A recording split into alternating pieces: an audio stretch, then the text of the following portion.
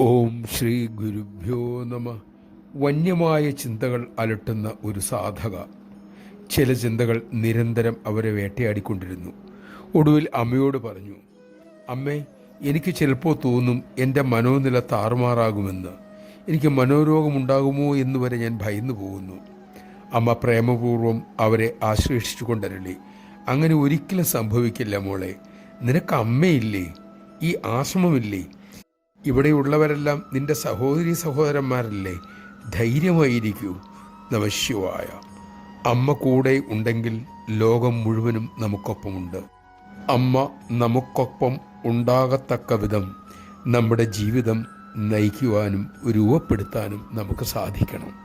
അതിനുള്ള ഒരേ ഒരു വഴി അമ്മ ഉപദേശിച്ച മാർഗങ്ങളാണ് സേവ, തിരുനാമജപം.